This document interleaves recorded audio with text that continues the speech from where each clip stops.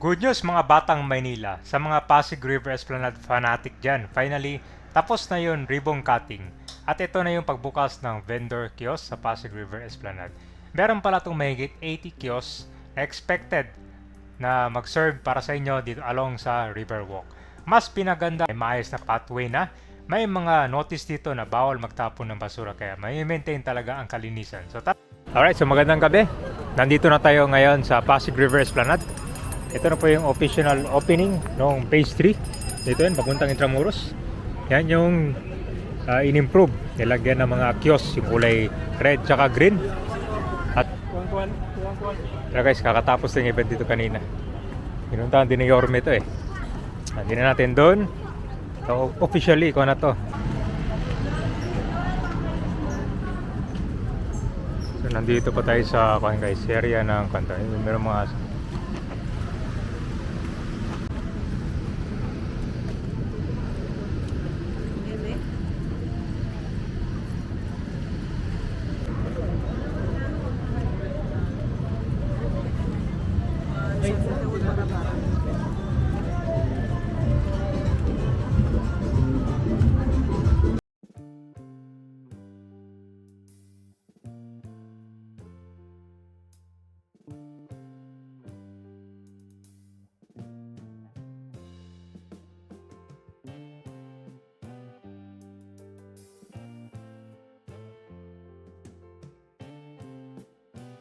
bridge dito sila ng tulay, meron ding kiosk.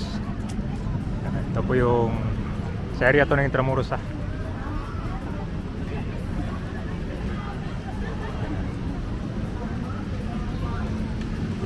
patok na patok kayo dito yung mga drinks talaga.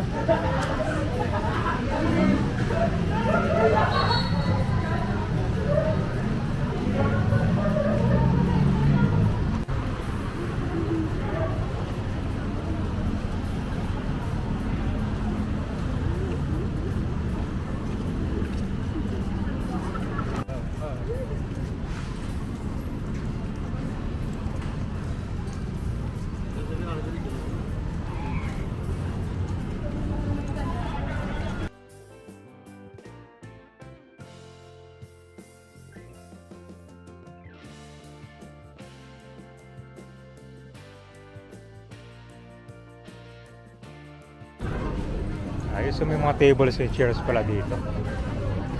Para ito sa mga mag-dine in eh.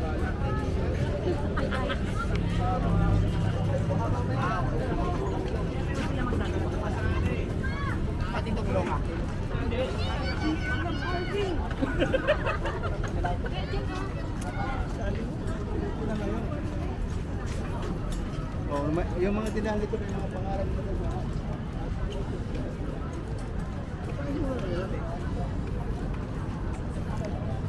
So ito po yung bagong improve dito, itong mga vending stall. Meron na siyang mas maayos. Nakulayan na rin siya ng green at saka red, yung bubong niya.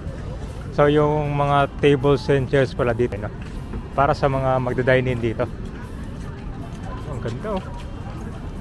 Ito pa lang set up paggabi.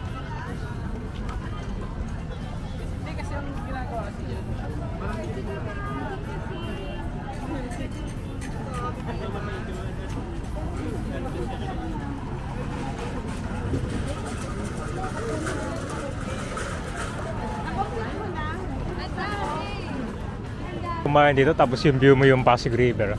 Meron din sa kabila yung Meladela Industria, pinailawan na rin. Hopefully sa kabila din magkakaroon, no? Para kuan din. Maganda. Ito po yung newly improved. Ano masabi niyo kabayan? Mas maganda na siya tignan ngayon, no?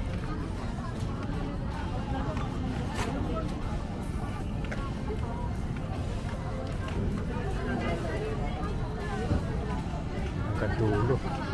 And ito po yung mga foods.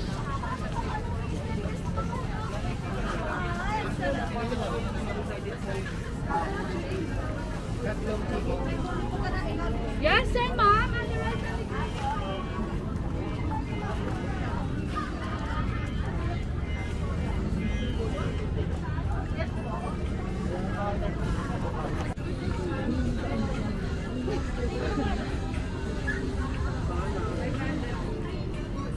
So pansin mo yung mga stall dito, may mga pangalan na. Paano, mga unique eh, mga hindi pa natin nakikita sa mga ibang lugar dito. So ito din yung pag-support sa mga kuha natin. Mga Raminica.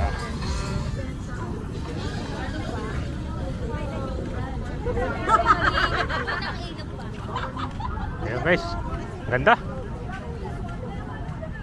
So meron na rin kuha dito, yan, mahigpit talaga sila sa mga basura. Clean as you go. So may mga tatlong klase na tapunan ng basura dito. Recyclable, compostable, at saka disposable.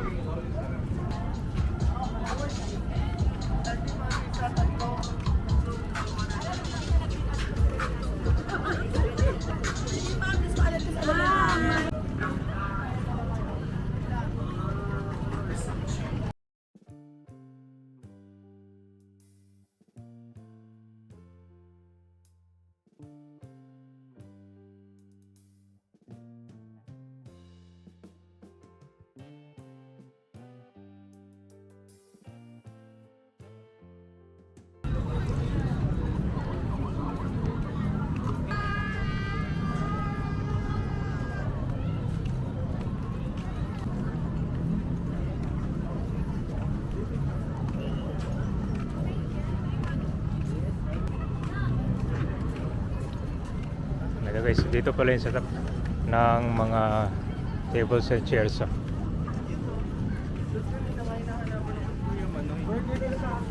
Siguro pwede rin magdala ng bike dito tsaka magja-jogging. Ito yung jogging area tsaka bike lane. Halos lahat dito okupado yung mga stalls.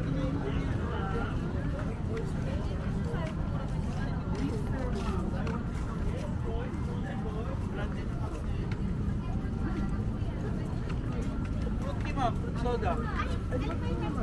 Fruit soda na may milk tea dito. Ang dulo, punta natin ang dulo. Okay, pado lahat. So bago mag-entrance ng Fort Santiago, hanggang doon lang yung may kiosk. Oh, dito may provide din pala na tables. Ganda.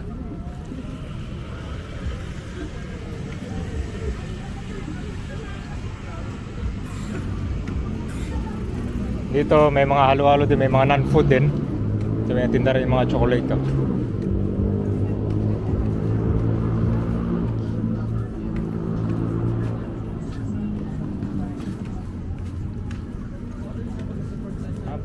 Parang sa dulo yata ito yung mga non-food. Usually mga ito may mga flowers.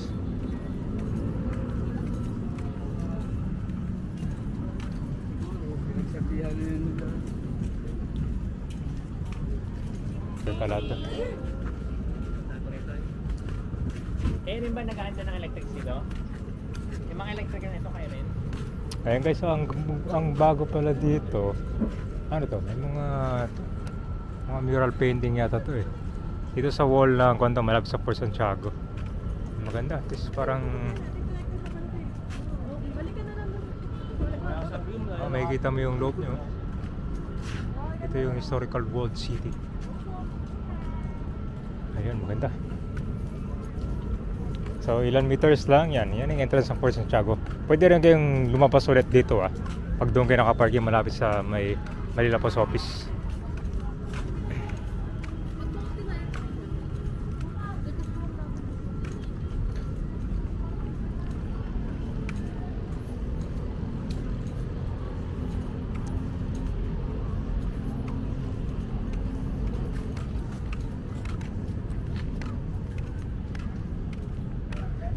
Ganda ng view guys. So ito na yung update natin dito. Ito yung papuntang Fort Santiago, tapos dito yung dulo. Abangan natin na ma-upgrade itong sa kabila. Last dito, abang walang tao. Dali ko. Para background mo.